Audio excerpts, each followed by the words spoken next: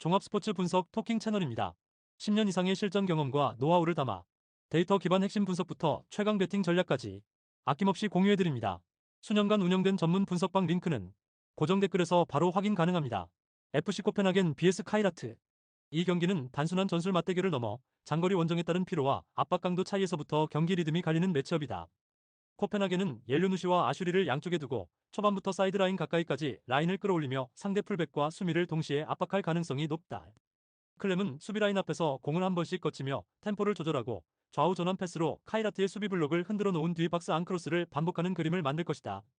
이 과정에서 코펜하겐은 중원에서의 경합에서 밀리지 않는 한 세컨볼을 선점해 두 번째, 세 번째 파도 공격으로 연결하면서 슈팅 볼륨을 꾸준히 쌓아갈 수 있다. 반면 카이라트 알마티는 장거리 이동으로 인한 컨디션 부담을 안고 코펜하겐 원정에 나서는 만큼 경기 초반부터 라인을 과감하게 올리기보다는 블록을 낮추고 버티는 쪽에 더 가까운 접근을 할 것이다. 호르지뉴를 향한 직선적인 패스와 그로미코의 전진 패스로 역습 한 방을 노리겠지만 탈압박 과정에서의 실수 한두 번이 곧바로 실점 위기로 이어질 수 있다는 점이 부담이다. 카자흐스탄 리그에서 경험하는 평균적인 압박 강도와 템포보다 챔피언스리그 예선 단계의 코펜하겐 원정은 훨씬 빠르고 빡센 흐름으로 흘러갈 가능성이 크다. 그래서 카이라트가 초반부터 공을 오래 소유하는 경기를 만들기보다는 상대 공격을 막아내고 역습 찬스를 몇 번이라도 뽑아내는 쪽에 초점을 둘 수밖에 없다. 하지만 장거리 원정으로 인한 피로도와 라인 유지의 난이도를 생각하면 후반으로 갈수록 더블 볼란치와 수비 라인 사이 간격이 점점 벌어지고 박스 앞 공간이 열릴 수 있는 위험이 커진다. 코펜하겐은 이런 흐름을 알고 있기 때문에 전반에는 강한 압박과 높은 템포로 상대를 눌러 선제골을 노리고 이후에는 점유율을 활용해 경기 속도를 조절하며 리스크를 관리하려 할 것이다. 카이라트 입장에서는 세트피스나 호르지뉴의 개인 기량으로 한 번 정도는 찬스를 만들 여지가 있지만 이를 제외하면 90분 내내 상대 압박을 안정적으로 견디기는 쉽지 않아 보인다. 전술 완성도만 놓고 보면 코펜하겐의 4-4-2 블록이 더 조직적이고 양측면에서 수적 우위를 만들며 하프 스페이스까지 활용하는 공격 패턴이 잘 정리되어 있다. 여기에 홈 경기라는 환경과 이동거리, 회복 시간까지 모두 합쳐보면 시간이 흐를수록 코펜하겐 쪽으로 경기 흐름이 자연스럽게 기울 가능성이 높다. 결국 이 경기는 압박 강도, 장거리 원정 피로, 빌드업 안정감이라는 세 가지 축에서 모두 코펜하겐이 우위를 점하고 들어가는 승부라고 보는 편이 합리적이다. 그래서 코펜하겐이 초반부터 템포를 끌어올려 주도권을 잡고 그 흐름을 끝까지 유지하며 승리를 가져갈 가능성이 더 높은 한판이다. 토킹 추천 배팅. 승무패 코펜하겐 승강추. 언더오버 오버 추천. AEP 파포스 vs AS 모나코. 이 경기는 단순히 이름값 싸움이 아니라 세컨드 라인 수비와 하프 스페이스 관리 능력의 차이가 그대로 드러나는 매치업이다. 파포스는 앤더슨 실바의 피지컬과 오르샤의 역습 위협, 드라고미르의 전방 지향적인 움직임을 통해 공격에서 한 방을 만들 수 있는 팀이지만 수비 조직의 안정감이 뒷받침되지 않는다는 한계를 안고 있다. 특히 더블 볼란치 라인이 수비수들과 동시에 움직이지 못하면서 미드필더 라인 앞뒤로 애매한 공간이 생기고 이 틈을 상대 이선 자원들이 선점할 때마다 위험한 장면이 연출된다. 오프사이드 트랩도 간격 조정이 매끄럽지 못해 한 명은 라인을 올리고 다른 한 명은 뒤에 남아있는 장면이 반복되며 직선적인 침투 한 번에 정면이 열리는 리스크를 안고 있다. 반면 AS 모나코는 미나미노가 세컨드 라인 근처에서 끊임없이 움직이며 이 공간을 선점해 압박과 탈압박을 동시에 수행할 수 있는 에이스라는 점이 눈에 띈다. 미나미노가 파포스 미드필더와 수비라인 사이에서 볼을 따내는 순간 발로군의 뒷공간 침투와 골로빈의 전진 패스가 한 번에 연결되면서 바로 슈팅 찬스로 이어질 수 있다. 여기에 윙백까지 가세하면 파포스의 불안한 오프사이드 트랩은 제 역할을 하지 못하고 단순한 뒷공간 노출 구간으로 바뀌어버릴 가능성이 크다. 전반에는 파포스가 홈 이점을 바탕으로 라인을 어느 정도 올리며 맞불을 놓을 수 있겠지만 그 과정에서 세컨드 라인 간격이 벌어지면 모나코의 전방 압박과 역습 전환에 그대로 노출될 수 있다. 그래서 전반 중반 이후부터는 파포스가 빌드업의 부담을 느끼며 긴 볼을 선택하는 빈도가 늘어날 것이고 이때 세컨드 볼 경합에서도 모나코 미드필더 라인이 조금씩 우위를 점할 가능성이 높다. 후반으로 갈수록 교체 카드와 활동량에서 차이가 커지면서 모나코의 공격 템포는 꾸준히 유지되는 반면 파포스의 수비 집중력은 떨어질 여지가 크다. 이 구간에서 미나미노가 다시 세컨드 라인과 수비 라인 사이 포켓을 파고들고 발로군이 수비 배우를 물고 늘어지면 파포스의 수비 블록은 점점 라인 간격을 좁히지 못한 채 버티기만 하는 모양새가 될 수 있다. 골로비는 이런 상황에서 템포를 늦췄다가 다시 빠르게 전환하는 리듬 조절로 파포스 수비의 시선을 흔들며 박스 앞에서 중거리 슈팅이나 사이드 체인지 패스로 계속 위협을 가할 것이다. 결국 전술적인 완성도, 세컨드 라인 관리 능력, 벤치 뎁스까지 모두 합쳐보면 이 경기가 시간이 갈수록 AS 모나코 쪽으로 천천히 기울어지는 그림을 그리게 된다. 파포스 입장에서는 일시적인 집중력으로 실점을 버티는 것은 가능하겠지만 90분 내내 이 구조적인 약점을 숨기기는 쉽지 않다. 그래서 이 매치는 초기 몇 분의 분위기와 상관없이 세컨드 라인 공간을 선점하는 미나미노와 전방에서 마무리를 책임지는 발로군을 보유한 AS 모나코 쪽으로 승부의 저울이 기울 수밖에 없는 구도로 보는 것이 합리적이다. 토킹 추천 배팅. 승무패 파포스 패 강추. 언더오버 오버 추천. 아스날 FC vs 바이에른 뮌헨. 이 경기는 겉으로는 공격적인 두 팀의 맞대결이지만 실제 승부의 키는 수비 전환 구간을 누가 더 잘 활용하느냐에 가깝다. 아스날은 요케레시가 전방에서 버텨주고 마두에케와 웨데고르가 연계에 가담하면서 전개 단계에서는 충분히 위협적인 장면을 만든다. 하지만 공을 잃는 순간 미드필더 라인이 한 박자 늦게 복귀하면서 중앙 블록이 비어버리는 구간이 분명하게 존재한다. 그래서 세컨드 지역에서 상대에게 선제적으로 접근권을 내주고 두 번째 볼 싸움에서 밀리는 순간 곧바로 역습의 시동이 걸리는 패턴이 반복된다. 바이에른 입장에서는 바로 이 지점을 노리면 된다. 중원에서 공을 따내는 순간 케인이 살짝 내려와 볼을 끌어주고 올리세가 오른쪽 하프 스페이스로 파고들면서 아스날 포백과 미드필더 라인 사이의 공간을 정조준할 수 있다. 올리세는 좁은 공간에서 방향 전환과 패스 선택이 뛰어난 자원이기 때문에 아스날의 미드필더 라인이 제자리를 찾기 전에 그 틈을 연속적으로 찌를 가능성이 크다. 고레츠카가 이 타이밍에 박스 근처까지 동시 침투를 해주면 세컨드 슈팅과 컵백 마무리 상황이 자연스럽게 따라붙는다. 반면 아스날은 공격 시 풀백의 오버래핑과 8번들의 전진이 겹치면서 공을 잃었을 때 뒷공간 커버가 더 어려워지는 구조적 문제를 안고 들어간다. 그래서 바이에른이 압박 강도를 일정하게 유지해주기만 해도 아스날은 빌드업에서 실수가 나오는 순간마다 미드필더 라인의 위치가 무너질 위험에 노출된다. 올리세가 중앙과 측면 사이 애매한 지점을 점령한 뒤 안쪽으로 치고 들어가거나 케인과의 연계를 선택하는 장면이 반복되면 아스날 포백은 점점 뒷걸음질 칠 수밖에 없다. 이 과정에서 케인이 내려와 연결하고 다시 박스로 침투하며 마무리에 관여하는 시나리오까지 엮이면 아스날의 수비 조직은 재정비를 끝내기도 전에 큰 위기를 맞이할 확률이 높다. 아스날도 요케르시의 피지컬과 마두에케의 개인 돌파로 한 방을 노릴 수는 있지만 박스 앞 압박에서 밀리는 시간이 길어질수록 전체적인 경기 흐름은 바이에른 쪽으로 쏠릴 가능성이 크다. 결국 이 경기는 아스날의 수비 전환 불안 vs 바이에른의 하프 스페이스 활용 능력이라는 구조적 상성이 맞물리면서 중원과 중앙 블록을 더 효율적으로 관리하는 쪽이 주도권을 가져갈 것으로 보인다. 그 점에서 올리세와 케인, 고레츠카의 조합이 아스날의 허리를 끊어내며 경기를 지배할 가능성에 무게가 실린다. 토킹 추천 배팅. 승무패 아스날 패 강추. 언더오버 오버 추천. 에이티 마드리드 vs 인테르. 이 경기는 점유율과 전진 속도의 충돌, 그리고 3백 뒤를 파고드는 전환 속도가 승부를 가르는 전형적인 매치업이다. 인터밀란은 볼 점유율을 높게 유지하면서 후반부터 차분하게 빌드업을 전개하려 하겠지만 전진 속도가 느려 상대 수비가 재정비할 시간을 허용하는 장면이 반복될 가능성이 크다. 반면 에이티 마드리드는 중원에서 볼을 따내는 즉시 줄리아노 시메오네와 알렉스 바이나를 중심으로 템포를 높여 순간적으로 전방으로 볼을 끌고 나가는 전환 패턴을 준비해 올 것이다. 훌리안 알바레즈는 일선에서 수비라인 앞뒤를 오가며 공을 받아주는 역할을 하다가 결정적인 순간에는 뒷공간으로 파고들며 인터밀란 3백 사이 간격을 찢는 움직임으로 경기 흐름을 바꿀 수 있다. 인터밀란은 라우타로 마르티네즈와 튀랑의 조합을 통해 박스 안에서 마무리를 노리겠지만 전진 속도가 늦어지는 순간마다 에이티 마드리드 수비가 라인을 정리하고 블록을 다지는 시간을 벌게 된다. 그래서 인터밀란의 공격 장면은 볼을 오래 소유하지만 정작 상대 박스 근처에서는 촘촘한 블록을 상대로 좁은 공간에서 해법을 찾아야 하는 답답한 그림이 나올 가능성이 있다. 에이티 마드리드는 이런 흐름을 노려 중원에서 세컨볼을 따내는 순간 곧바로 전방으로 찔러넣고 줄리아노 시메오네와 알렉스 바이나가 템포를 한 단계 끌어올려 인터밀란 3백을 정면으로 흔들 수 있다. 3백은 수적으로는 안정감을 주지만 한 번 정렬이 어긋나면 측면과 하프 스페이스 사이 공간이 크게 열리기 때문에 전환 상황에서는 오히려 취약한 구도로 바뀔 수 있다. 특히 인터밀란처럼 전진 속도가 느린 팀은 공격에 나섰다가 공격이 막혀도 곧바로 압박을 이어가기보다는 한 번 템포를 늦추고 라인을 맞추는 습관이 있어 빠른 역습을 가진 팀에게는 반복적으로 찬스를 내줄 수 있다. 에이티 마드리드는 홈에서 라인을 과도하게 올리기보다는 인터밀란 빌드업을 중간 지점에서 받아내며 공을 따낸 순간마다 전환 속도 싸움으로 승부를 보려 할 가능성이 높다. 줄리아노 시메오네가 뒷공간으로 뛰어나가는 타이밍과 알렉스 바에나의 볼 운반 능력이 맞물리는 순간 3백은 옆으로 벌어진 간격과 뒤로 열리는 공간을 동시에 커버해야 하는 부담을 안게 된다. 그럼에도 인터밀란은 점유율과 라인 유지에 대한 자신감을 바탕으로 자신들의 방식을 쉽게 버리지 않을 것이고 이는 시간이 지날수록 전환 속도를 무기로 삼는 에이티 마드리드에게 더 많은 역습 기회를 제공하는 방향으로 작용할 수 있다. 후반으로 갈수록 인터밀란의 움직임이 무거워지고 전개 속도가 더 느려진다면 에이티 마드리드는 체력과 응집력을 바탕으로 세컨볼 경쟁에서 우위를 유지하며 빠른 전환으로 결정적인 찬스를 더 자주 만들어낼 수 있다. 결국 이 경기는 볼을 오래 가지고 있는 쪽이 아니라 상대에게 숨고를 틈을 주지 않는 템포업과 전환 한 방으로 3백을 찢어버리는 쪽이 웃을 가능성이 높은 승부다. 홈에서 템포를 끌어올릴 수 있는 에이티 마드리드는 인터밀란의 느린 전진 속도를 정면으로 파고들며 3백 수비 라인을 찢는 공격 패턴을 통해 경기 흐름과 스코어를 동시에 가져갈 수 있는 조건을 갖추고 있다. 토킹 추천 배팅. 승무패 에이티 마드리드 승 강추. 언더오버 언더 추천. 프랑크푸르트 vs 아탈란타. 이 경기는 프랑크푸르트의 측면 크로스와 하프 스페이스 활용이 아탈란타의 불안한 박스 수비와 어디까지 맞물리느냐에 따라 흐름이 크게 갈릴 수 있는 승부다. 프랑크푸르트는 버카르트를 박스 안 기준점으로 세우고 바우야와 도알리치가 좌우 측면과 하프 스페이스를 교차 침투하면서 아탈란타 3백을 넓게 벌려놓는 패턴을 반복할 가능성이 크다.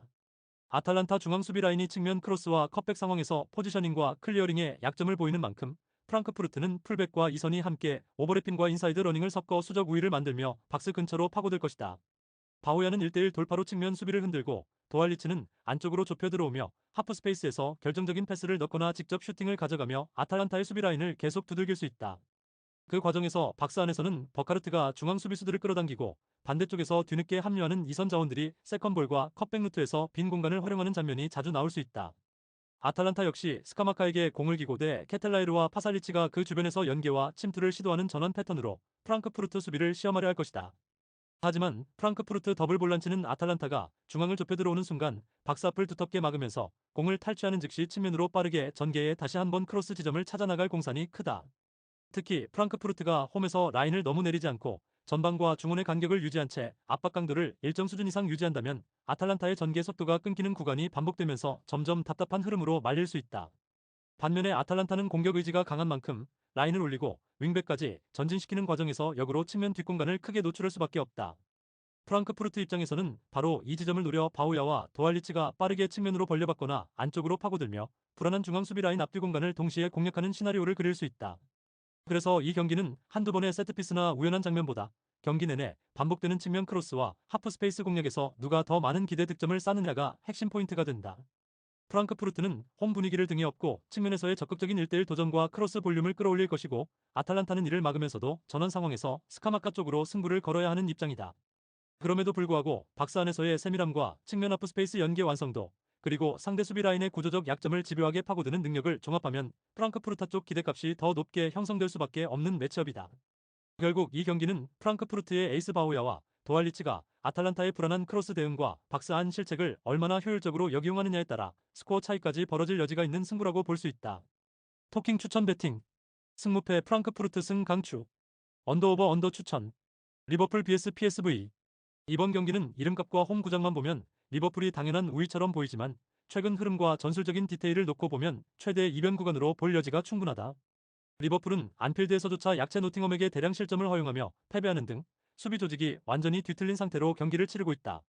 수비 라인은 여전히 높게 올리지만 전방 압박의 강도와 타이밍은 예전 같지 않고 중원 보호도 느슨해지면서 뒷공간과 하프 스페이스가 동시에 노출되는 장면이 늘어났다. 에키티케와 살라, 소보슬러이가 전방에서 개별적으로는 위협적인 장면을 만들어내더라도 공을 빼앗긴 직후의 전원 수비가 느려지면서 상대에게 역습 레인을 그대로 내주는 패턴이 반복된다.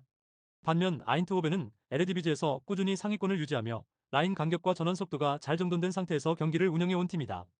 사우턴을 축으로 한 중원 삼각형이 안정적으로 빌드업을 시작하고 페리시치와 루번 반 본멜이 측면과 하프 스페이스에서 번갈아 침투하면서 리버풀의 어지러운 수비 라인을 계속 두드릴 수 있다.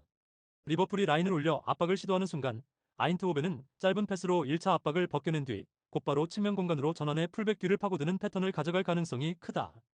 이 과정에서 리버풀 더블 볼란치가 라인 사이 거리를 유지하지 못하면 사우턴이 그 틈으로 침투하거나 이선 자원이 자유롭게 슈팅 각도를 찾는 장면도 충분히 예상된다. 또한 아인트호벤은 리그에서 이미 여러 차례 강한 압박을 바탕으로 상대를 자기 진영에 묶어두는 플랜을 성공시켜온 만큼 이번 경기에서도 리버풀의 불안한 빌드업을 적극적으로 노릴 여지가 있다. 리버풀이 홈 경기장의 분위기와 개별 선수들의 한 방으로 승부를 뒤집을 가능성이 아예 없는 것은 아니지만 최근의 수비 불안과 조직력 붕괴를 생각하면 당연한 홈 승리라고 보기엔 리스크가 너무 크다. 특히 안필드에서 이미 약체를 상대로도 크게 무너졌다는 사실은 선수단과 팬 모두에게 심리적 타격을 남겼고 실점 장면이 반복될수록 조급함이 커질 수밖에 없다. 반대로 아인트호벤 입장에서는 에레디비지에서 쌓아온 조직력과 자신감을 바탕으로 오히려 부담 없이 이 원정을 치를 수 있는 구조다.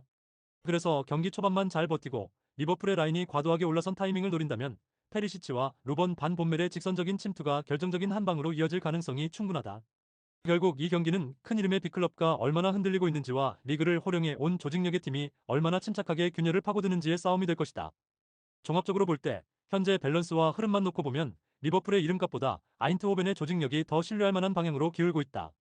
그래서 이번 매치는 리버풀의 홈 경기라 하더라도 아인트호벤 역대 승리를 전제로 한 발상을 충분히 고려해 볼 만한 타이밍이다. 토킹 추천 배팅 승무패 리버풀패 강추 언더오버 오버 추천 올림피아코스 vs 레알 마드리드 이 경기는 이름값부터 한쪽으로 쏠려 있지만 실제 내용에서는 전환 상황의 미스와 중원 커버 타이밍이 승부를 결정할 가능성이 크다. 올림피아코스는 홈에서 라인을 올려 공격적인 움직임을 가져가겠지만 중앙 미드필더의 위치 교환이 매끄럽지 않아 전환 순간마다 커버가 늦는 문제가 계속 드러나고 있다. 그래서 빌드업 과정에서 패스 미스가 나오는 순간 중원과 수비 라인 사이에 넓은 공간이 생기고 이 구간을 레알 마드리드의 선수들이 가차없이 파고들 수 있는 그림이 나온다. 레알 마드리드는 이런 흐름에서 주드 벨링엄이 타이밍을 정확히 잡아 빠르게 침투하고 은바페와 비니시우스가 서로 다른 방향으로 뒷공간을 파면서 상대 수비를 넓게 찢어놓을 것이다. 올림피아코스 입장에서는 수비 라인을 내리면 엘카비의 지원이 부족해지고 라인을 올리면 레알 마드리드의 전원 한 방에 뒷공간을 내주는 딜레마를 피하기 어렵다. 특히 전환 상황에서 중앙 미드필더의 커버링이 느려지고 패스 미스가 여러 차례 발생하는 불안 요소가 있는 만큼 레알 마드리드의 역습 설계에는 최적의 먹잇감이 될 수 있다. 레알 마드리드는 중원에서 볼을 따내는 즉시 벨링엄에게 첫 패스를 주고 그가 전진 드리블로 수비를 끌어당기는 사이에 은바페와 비니시우스가 하프 스페이스와 측면을 동시에 침투하는 패턴을 반복할 가능성이 높다. 이때 올림피아코스의 수비 간격이 더욱 벌어지면 박스 근처에서 레알 마드리드 선수들에게 결정적 찬스가 자연스럽게 만들어질 것이다. 올림피아코스가 홈에서 세트피스나 역습 한두 번으로 위협적인 장면을 만들 수는 있지만 90분 전체의 흐름에서 전환 속도와 하프 스페이스 관리 능력의 격차는 분명하게 드러날 가능성이 크다. 또한 레알 마드리드가 경기 중반 이후에는 템포를 조절하면서도 필요할 때마다 전환 속도를 한 단계 끌어올려 추가골을 노리는 그림도 충분히 예상된다. 그럼에도 레알 마드리드가 앞서 나간 상황에서 집중력이 떨어지면 실점 가능성을 완전히 배제할 수는 없지만 전체적인 전술 상성과 개인 기량을 감안하면 흐름은 원정팀 쪽으로 기울어져 있다고 보는 편이 합리적이다. 결국 이 경기는 올림피아코스의 중원 불안과 레알 마드리드의 전환 한 방이 맞부딪히는 승부이고 이 구조에서는 레알 마드리드의 결정력이 훨씬 더 치명적으로 작용할 것이다.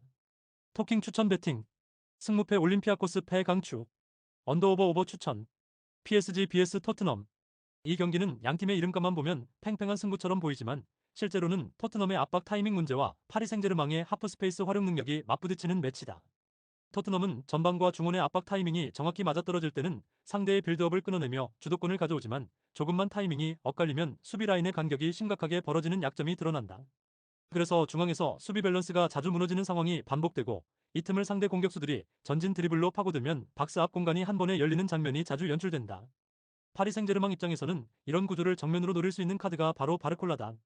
바르콜라는 중원과 수비 라인 사이의 빈 공간에서 공을 받자마자 전진 드리블로 가속을 붙이는 스타일이라 토트넘처럼 간격이 벌어진 팀을 상대로 더 큰 위력을 발휘한다. 토트넘의 포백이 뒤로 물러나며 버티는 순간 바르콜라의 드리블과 덴벨레의 폭넓은 움직임이 겹치면서 양측면과 하프 스페이스가 동시에 흔들리고 결국 페널티 박스 근처에서 결정적인 슈팅 기회가 만들어질 가능성이 높다. 중원에서는 파비안 루이스가 템포를 조율하며 좌우 전환을 책임지고 필요할 때는 직접 전진 패스를 찔러 넣어 토트넘 더블 볼란치 사이 간격을 시험할 것이다. 토트넘은 사비 시몬스의 창의적인 움직임과 패스로 반격을 노리겠지만 앞선이 볼을 잃었을 때 주앙 팔리냐에게 과부하가 걸리는 시간이 길어지면 결국 수비 라인 전체가 넓게 찢어지는 위험한 장면이 늘어날 수밖에 없다. 히샬리송이 역습 상황에서 한 번 정도는 결정적인 찬스를 맞이할 수 있지만 전체적인 흐름에서 파리 생제르맹의 볼점유와 진영 장악 시간이 더 길어질 가능성이 크다. 특히 홈 경기에서 파리 생제르맹은 전방 압박과 라인 간격을 촘촘하게 유지하며 토트넘의 빌드업을 사이드로 몰아낸 뒤 역으로 전환 속도를 끌어올리는 패턴을 반복할 수 있다. 이 과정에서 세컨볼 경합에서도 크게 밀리지 않는다면 파리 생제르맹은 박스 앞에서 여러 차례 세컨 찬스 슈팅 기회를 만들며 유리한 흐름을 이어갈 수 있다. 토트넘이 경기 내내 높은 압박 강도를 유지하기는 쉽지 않고 시간이 지날수록 압박 타이밍이 더 어긋나면서 라인 간격이 넓어지는 장면이 더 많이 나올 수 있다. 결국 이 경기는 파리 생제르맹이 하프 스페이스와 측면을 번갈아 공략하며 토트넘 수비 블록을 꾸준히 흔들고 바르콜라의 전진 드리블과 박스 근처에서의 마무리 장면이 누적될수록 홈팀 쪽으로 승부에 추가 기우는 흐름이 될 가능성이 크다. 토킹 추천 배팅 승무패 파리 생제르맹 승 강추 언더오버 오버 추천 스포르팅 CP vs 클럽 브리에 이 경기는 스포르팅 리스본의 하프 스페이스 장악력과 클럽 브리에의 헐거운 라인 간격이 정면으로 부딪히는 승부다. 스포르팅 리스본은 켄다가 중원에서 첫 방향 전환을 책임지고 곤살베스와 트링캉이 전진 타이밍을 맞추면서 점유와 전진을 동시에 추구한다.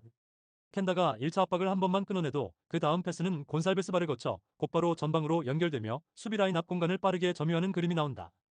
트링캉은 오른쪽에서 안쪽으로 드리블하며 클럽 브리의 포백과 미드필더 라인 사이에 생기는 틈을 파고들고 왼발 기준 중거리 슈팅각을 노릴 것이다.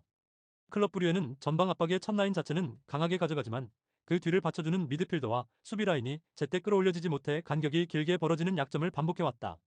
그래서 상대가 한 번만 전방 압박을 벗겨내면 포백 앞에서 여유롭게 슈팅 자세를 잡을 수 있는 중거리 공간이 열리고 세컨볼 처리에서도 뒤늦게 반응하는 장면이 많았다. 스포르팅 리스본 입장에서는 바로 그 지점을 트링캉의 커트인과 곤살베스의 2선 합류 슈팅으로 집중 공략할 가능성이 크다. 그리고 포백이 한번 라인을 올린 뒤에는 곤살베스가 하프 스페이스에서 볼을 받아 측면과 중앙을 동시에 노릴 수 있어 클럽 브류의 수비는 선택지 자체가 줄어드는 부담을 안게 된다. 클럽 브류에는 트레솔디와 포브스를 활용해 전방에서 강하게 압박을 시도하겠지만 탈압박에 성공한 뒤 스포르팅 리스본의 전환 속도를 따라잡지 못한다면 역으로 뒷공간과 미드존을 내주는 결과로 돌아올 수 있다. 바나켄의 세컨드 라인 침투와 세트피스 옵션은 항상 경계해야 할 요소지만 오픈 플레이에서의 라인 간격 문제가 해결되지 않는다면 수비에서 소모되는 에너지가 더 커질 수밖에 없다. 특히 후반으로 갈수록 원정팀의 압박 강도와 리커버리 속도가 떨어지면 스포르팅 리스본의 이선 자원들은 더 여유로운 슈팅각과 패스 선택지를 확보하게 된다. 스포르팅 리스본은 홈의 분위기를 등에 업고 전방 압박과 점유를 적절히 섞어가며 상대에게 실수 한 번을 강요한 뒤를 곧바로 득점으로 연결하려 할 것이다. 그럼에도 불구하고 클럽 브리에가 세트피스 한두 번으로는 위협적인 장면을 만들 수 있겠지만 전체적인 슈팅 볼륨과 위협 지수에서는 홈팀이 앞설 그림이 좀 더 자연스럽다. 결국 이 경기는 어느 팀이 중원에서의 압박 타이밍과 라인 간격을 더 잘 관리하느냐의 싸움이지만 구조적으로 정돈된 스포르팅 리스본이 훨씬 더 안정적인 모습을 보여줄 가능성이 크다. 전술 완성도와 홈 이점, 그리고 트링캉의 중거리 슈팅 위협까지 감안하면 경기 흐름은 시간이 지날수록 스포르팅 리스본 쪽으로 기울어지는 그림을 그려볼 수 있다. 토킹 추천 배팅. 승무패 스포르팅 리스본 승 강추. 언더오버 오버 추천. 구독, 좋아요, 알림 설정. 토킹 가족방에서 더 많은 혜택을 만나보세요. 가족방은 고정 댓글의 링크를 통해 문의하세요. 감사합니다.